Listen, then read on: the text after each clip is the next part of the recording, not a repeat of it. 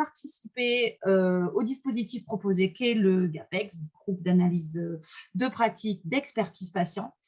Et nous leur avons demandé de vous parler de leur vécu à l'intérieur de ce dispositif.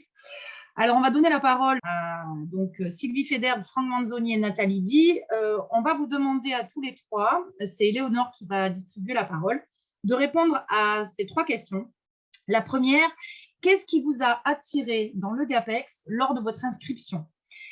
La deuxième, concrètement, quels sont les enrichissements professionnels et personnels que vous en retirez aujourd'hui? Et enfin, est-ce que vous avez pu proposer des situations au groupe? Et si oui, qu'est-ce que ça vous a apporté?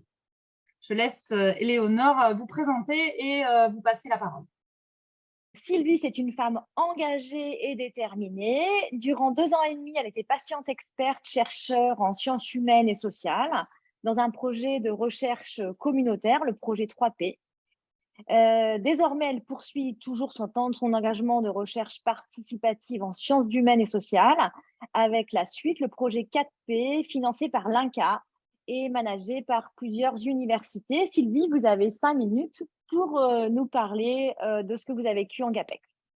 Alors, moi, j'ai participé durant la formation, comme l'a rappelé Marie-Paul tout à l'heure, à la première expérience de GAPEX. Et je dois dire que ça m'avait assez plu et assez aidé par rapport à une situation donnée que j'avais vécue et comptée lors de cet exercice. Donc, quand l'an dernier, il a été proposé pour que des étudiantes formées à l'animation de GAPEX puissent s'entraîner et faire, bien évidemment, j'ai accepté de participer à ces GAPEX et je voudrais bien poursuivre d'ailleurs, je le dis tout de suite, je voudrais bien que des groupes se constituent et qu'on puisse, à des moments donnés, continuer à faire ce travail-là entre nous. Alors moi, ce qui me plaît dans cette technique réflexive sur les pratiques, c'est que c'est d'abord un collectif. Moi, je suis très attachée au fait qu'il y ait des choses qui se fassent ensemble. Donc ça, c'est bien, ça me correspond assez. Ça n'est absolument pas injonctif. Je ne sais pas si ça se dit injonctif, mais on va l'inventer pour l'occasion. Il n'y a pas d'injonction, donc ça, je trouve ça aussi extrêmement paisible.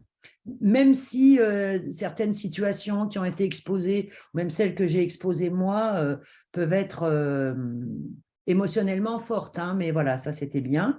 Moi, je trouve que les 4 phases, la technique du GAPEX, les 4 phases font qu'on a un espèce de regard à 360 degrés, c'est une image, hein, mais à plusieurs degrés sur une situation donnée, et donc c'est toujours éclairant, voilà.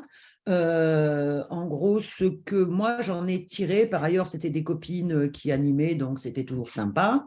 Le groupe était sympathique, on se connaissait entre nous, mais même je pense s'il y avait eu des personnes que je ne connaissais pas, ça aurait été aussi sympathique. Je trouve que moi, en tous les cas, par rapport à une situation que j'avais exposée, donnée, qui n'était pas problématique d'ailleurs, hein, qui ne me posait pas de soucis, mais ça m'a permis, au terme des différents échanges, des différentes étapes, de visualiser cette situation vraiment différemment et d'une façon enrichie. C'est-à-dire que je suis arrivée avec une situation qui n'était pas spécialement pauvre, mais en tous les cas, j'en suis ressortie plus riche qu'en arrivant. Donc, c'est toujours bénéf, quoi. C'était tout bénéf pour moi. Et voilà ce que j'avais à dire ce soir. Voilà, j'ai trouvé que les animatrices étaient bien, même si elles débutaient dans l'exercice. C'était tout à fait, bien évidemment, bienveillant et sympathique et sans jugement. Voilà. Merci. Merci Sylvie. Alors, je vais passer la parole à Franck, qui se définit comme discret, efficace et pertinent. Ses missions, en fait, s'articulent autour du développement de l'éducation thérapeutique et la promotion du partenariat en santé à 3 niveaux: l'enseignement, la formation, les manifestations autour de l'engagement patient et le partenariat de soins dans les équipes. Il est membre de la cellule support éthique de la Pitié-Salpêtrière. Franck, on vous écoute. Oui, effectivement, merci Éléonore de cette présentation. Alors, que vous dire par rapport aux 3 questions qui nous ont donc, été posées? Alors, je fais partie effectivement de ce premier groupe qui a pu participer à cette première expérience GAPEX, on va dire. Et ça a été un choix de rejoindre ce petit groupe. Nous étions finalement assez peu nombreux, parce que ce qui m'a interrogé finalement, c'est de trouver une sorte de sas dans lequel il est parfois utile de pouvoir échanger et de venir parfois déposer des bagages un peu trop pleins. Pourquoi? Parce que l'engagement en tant que patient partenaire n'est jamais totalement évident. La résonance finalement au travers des actions qui sont les nôtres de notre propre parcours de vie, même si on a pris souvent, j'allais dire parfois, mais parfois c'est aussi souvent une juste distance par rapport à notre propre parcours, la résonance en tout cas au travers des engagements qui sont les nôtres peut parfois nous sensibiliser, peut aussi nous rendre un petit peu plus vulnérables dans certaines circonstances, et j'ai trouvé qu'il était finalement bien d'avoir ce rapport à cette analyse de pratique qui permette aussi, au travers d'une narration déjà, de pouvoir se libérer. Alors je dis d'un poids, c'est pas forcément d'un poids, parce que parfois il y a des situations qui sont pas forcément complexes à expliquer, donc c'est pas forcément de cet ordre, mais en tout cas d'avoir cet espace vraiment, j'allais dire cet espace presque transitionnel, je ne sais pas, je vais faire comme Sylvie, je ne sais pas si on dit, je pense que si, qui permettent en tout cas là aussi de pouvoir échanger, alors entre pairs ou avec d'autres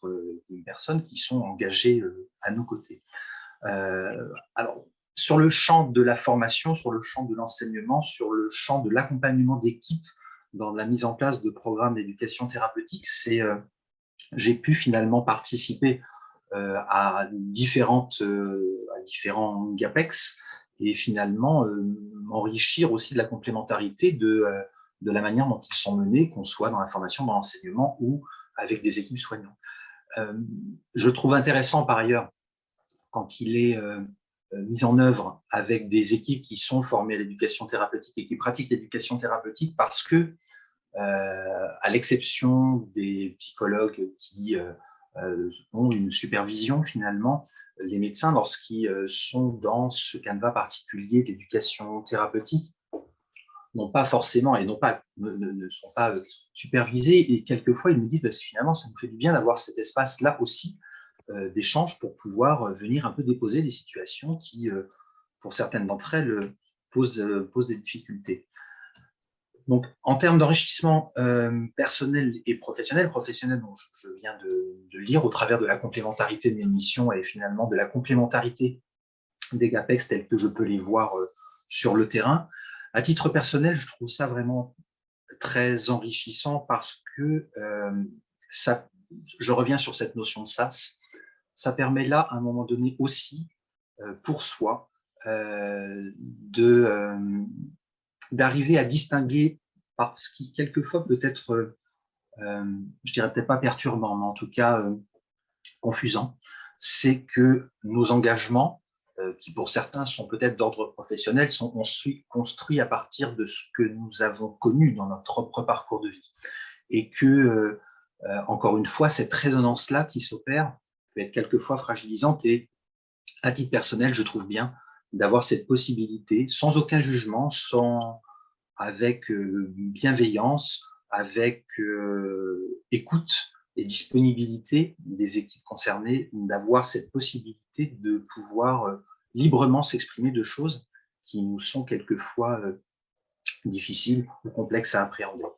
Alors, moi, pour répondre à la troisième question, je n'ai pas eu jusqu'à présent de situation à proposer, parce que alors peut-être que certaines d'entre elles l'auraient été, et finalement, au travers de séances et au travers d'autres cas qui ont été présentés, j'ai quelquefois pu indirectement avoir des éléments de réponse qui, de mon point de vue, nécessitaient pas forcément que je fasse part d'une situation. Peut-être est-ce une erreur, ou peut-être devrais-je le faire maintenant que des situations ont été peut-être un petit peu plus réfléchies, pour avoir un échange, un autre point de vue, un autre regard.